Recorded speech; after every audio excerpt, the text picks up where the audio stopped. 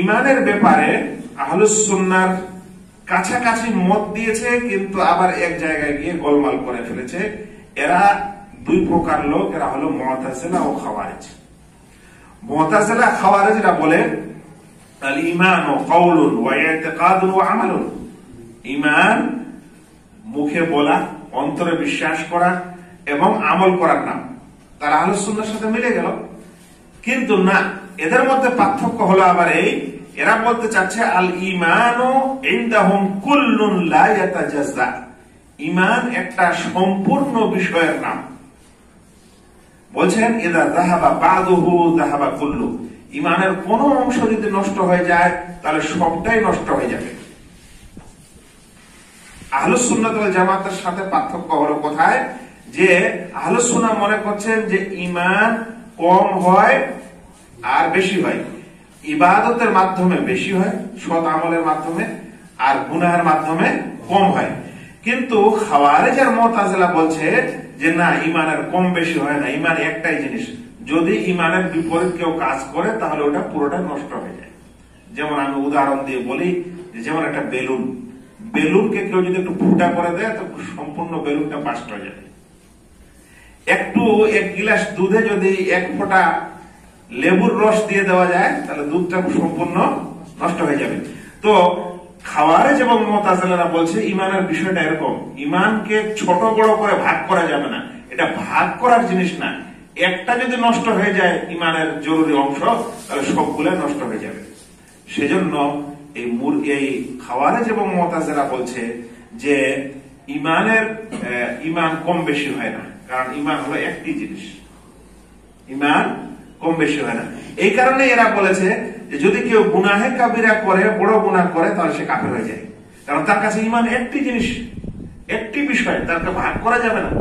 এখন যখন একটি জিনিস হয় আর কেউ ঈমানের অংশ হিসাবে কোন ফরজ কাজ ছেড়ে দেয় কিংবা কোন কাবিরা গুনাহ করে দেয়, তাহলে তখন সে ঈমান ভেঙে দিল, তাকে সে কাফের হয়ে গেল। এটা খাওয়ারিজদের কাছে দুনিয়াতেও কাফের আর আখিরাতেও চিরস্থায়ী জাহান্নামী। এটা কে বলেছে? এটা খাওয়ারিজরা বলেছে। কিন্তু মুরজিয়ারা বলেছে যে এরকম হলে লা ইলাহা হাউলাই ওয়ালা ইলাহা হাউলাই, না তো মুমিন না তো কাফের। এই কথাটাকে বলা হয় আল মানজিলাতু বাইনাল মানজিলাতাইন, দুটি স্তরের মাঝে আরেকটি স্তরে তারা থাকে, না মুমিন না কাফের, এটা দুনিয়াতে। আর শেষে বলছে আখিরাতে খারাজিদের কথায়, আখিরাতে এরা জাহান্নামে যাবে। এটা তখন এদের কাছে যখন এরকম গুনাহে কাবিরা আর মুরতাকিব, গুনাহ কাবিরাকারী যদি দুনিয়াতে তওবা করে না মরে তাহলে। কিন্তু আহলুস সুন্নাহ ওয়াল জামাতের কথা কি হলো?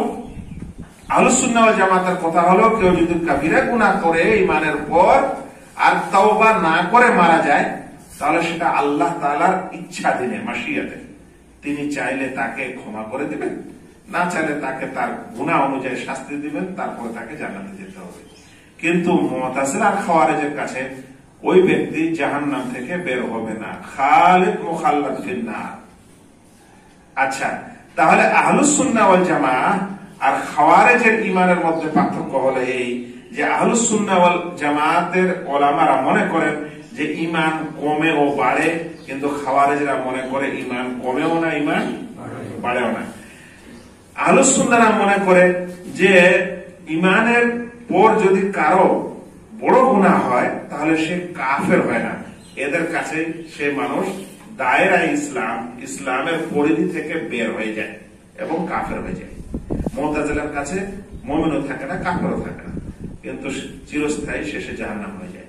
আহলুস সুন্নাহ ওয়াল জামাআরা মনে করেন যে গুনাহে কাবিরার মুরতাকিব যদি তওবা না করে মারা যায় তাহলে কিয়ামতে আল্লাহ তাআলা চাইলে তাকে মাফ করবেন কিংবা তাকে গুনাহ অনুযায়ী শাস্তি দিবেন। কিন্তু যেহেতু সে আসলে ঈমানের উপর বাকি ছিল, সে কারণে আল্লাহ তাআলা তাকে একদিন না একদিন জান্নাত দিবেন। এই কারণে আহলুস সুন্নাহ ওয়াল জামাআত ঈমানের সংজ্ঞায় ইয়াজিদু ওয়া ইয়ানকুস এই শব্দ দুটি বাড়িয়ে দেয়, কারণ এই শব্দতে ইশারা থাকে যে যারা ঈমানকে কম বেশি মনে করে না ওরা হলো বিদআতি ফিরকা, খাওয়ারিজ এবং মুতাজিলা। এখন কথা হলো ঈমান কি আসলে বাড়ে না বাড়ে না? আমরা বলবো নবী মুহাম্মদ সাল্লাল্লাহু আলাইহি ওয়াসাল্লামের ঈমান কি আমাদের মতো? আবু বকর রাদিয়াল্লাহু তাআলা আনহুর ঈমান কি আমাদের মতো? তো এখান থেকে বোঝা যাচ্ছে, সে কারণে না আল্লাহ রাব্বুল আলামিন রাসূলদের প্রশংসা করেছেন, সবচেয়ে সুন্দর বান্দা তাদের, আল্লাহ রাব্বুল আলামিনের জমিনে সবচেয়ে সুন্দর মানুষ। তারপরে রাসূল সাল্লাল্লাহু আলাইহি ওয়াসাল্লামের পর সাহাবায়ে কেরামের মর্যাদা এসেছে, বিশেষ করে আশারায়ে মুবাশশারার মধ্যে। কিসের কারণে ওদেরকে জান্নাতের সুসংবাদ দেওয়া হয়েছিল? বিশেষ কিছু আমলের কারণে। তা আমল ছাড়াই কিভাবে মুমিন হওয়া যায়? আচ্ছা, ঈমান বাড়ে ও কমে এর প্রমাণ কোরআন হাদিসে অনেক, কিন্তু কোরআন হাদিসের এই আয়াতগুলি বা এই দলিলগুলি মানুষ অনেকে তোয়াক্কাই করে না। ওয়াইদা তুলিয়াত আলাইহিম আয়াতুহু যাদাতহুম ঈমানা, আল্লাহর আয়াত যাদের উপর তেলাওয়াত করা হয় তাদের ঈমান বেড়ে যায়।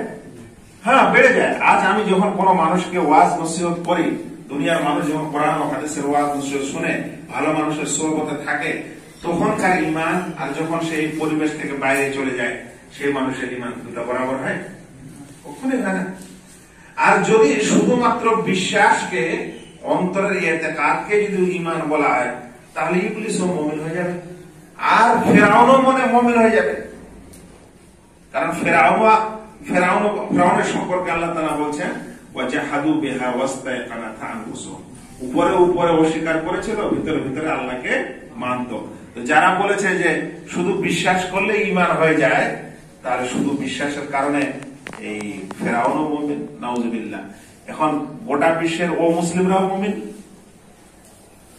তো সেজন্য এই ঈমানের সংজ্ঞাটাকে বোঝা আর এর প্রভাব সমাজে আমাদের কি আছে এটা জানা, এটা খুব জরুরি জিনিস।